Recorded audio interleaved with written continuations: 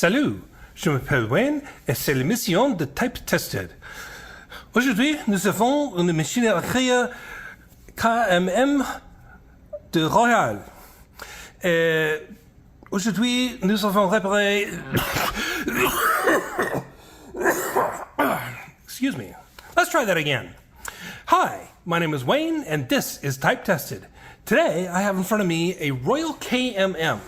And this has a particular problem with it that I understand is fairly common, but if you're not familiar with it, it might be a little bit puzzling.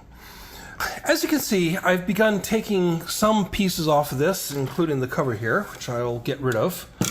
Now, I won't be able to do much more of the front panel and the carriage because everything here is a cast piece for the frame, so that's basically as far as it's going to get. The problem I'm dealing with today is with the line lock. Now, normally, if you're at all familiar with typewriters, you know that you type your character and you get to the end of the line and you can't type anymore to prevent you from over-typing the character you just typed. Do your carriage return, and on this particular typewriter, the line lock doesn't unlock until I go down here and I physically move the lock out of the way. Then I can type again. But once I get to the end of the line, the problem repeats. So I am going to take a look at that today and hopefully be able to fix it on camera, and this shouldn't take long. So first thing I need to do is tip this great big gargantuan thing up on end, and I will get the camera under here if I can. It's going to be a little bit difficult. The machine's just simply that tall. So you'll note that in here we have these two plates which have bolt holes for mounting this onto a desk, and we also have these little pins here, and there should be a thumb screw here which is missing, for apparently sliding into a prefabricated desk or stand of some sort and having this lock it into place. I've never seen such a stand, so I don't know, I'm just speculating. Anyway, so what you see here, zoom in, is we have a spacer here and then a foot. And this spacer is interfering with the line lock because it has been compressed and is now contacting the line lock itself. So what I need to do is I need to get these feet off and see if I can't replace that. Come back over there. So let me show you what we have for feet. And this is just one solid bolt, fairly big and long.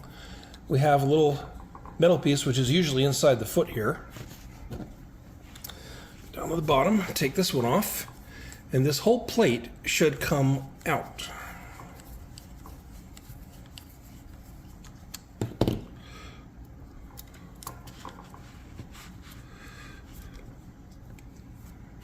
No, it's supposed to. There we go. And you can see just how flat this spacer has become. And that's what's causing all the problems. So what I have to do is to get this spacer out. So let's take a screwdriver here and just gently lift it up. I don't want to completely destroy it if I don't have to, just in case what I have doesn't work and I need to temporarily put it back in place. So there we go. It's nothing fancy, it's just a piece of rectangular rubber with a hole in it. But over the years, I guess they use too soft rubber. It almost feels like a neoprene, but I know it's not. So let me get the other one off here.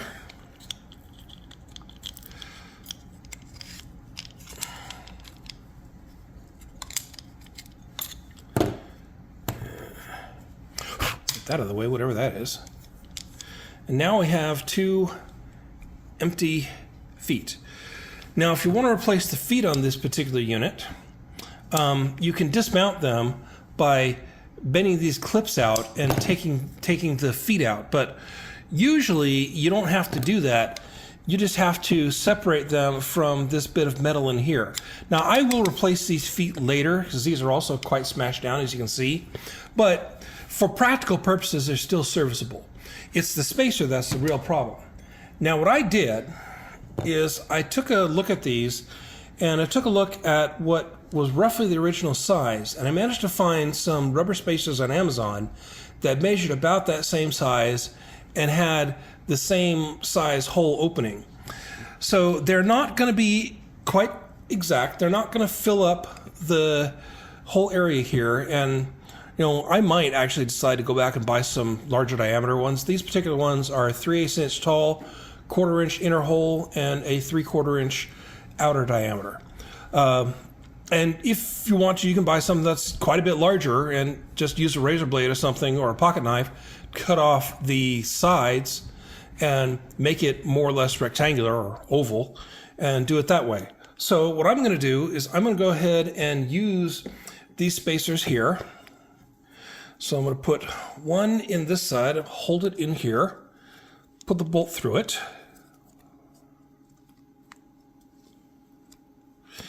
And you notice that this is marked U and R, so upper and rear. I suppose is what that means. It's kind of a weird way to mark it, but whatever. So first, let's go ahead and get this one to thread. And it's a little tight against the spacer, but that's okay. So go ahead and put this one in. Put the little metal piece back in there. Try to make sure it stays in.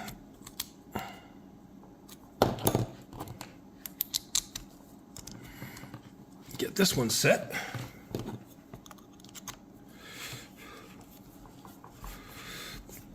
And get this one going.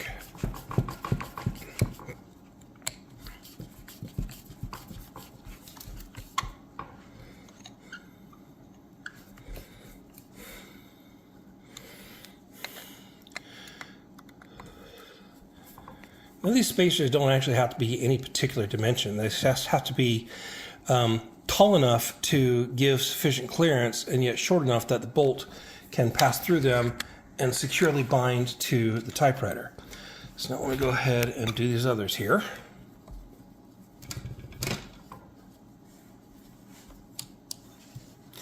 And if you look, you can see now this sits in about that far on this side.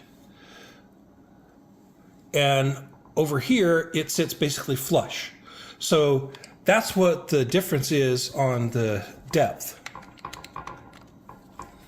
So now for the upper one.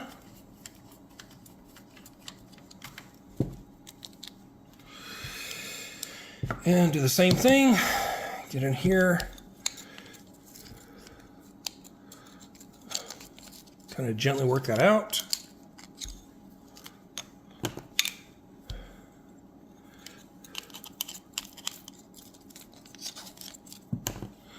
There we go.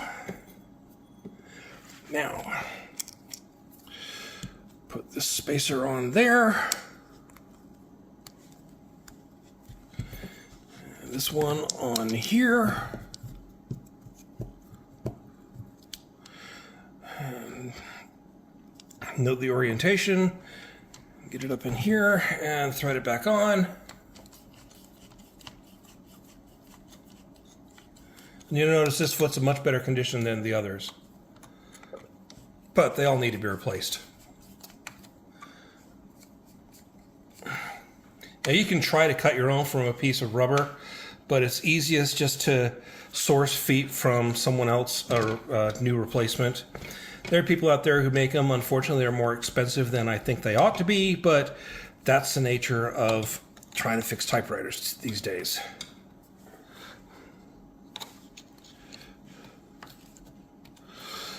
So now you'll notice that the line lock here is completely unencumbered. So let's go ahead and put this back down. and give it a test.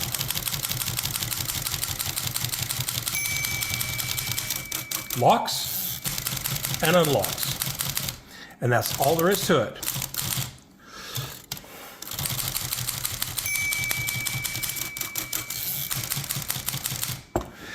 Just these ruddy pads, spacers, getting in the way of the line lock and keeping it from operating properly. So I have no idea what these things are made out of, but they're also kind of oily and sticky. So about time to replace them anyway. So I might go back and put in something a little bit bigger later on. I haven't decided yet, but these are perfectly fine.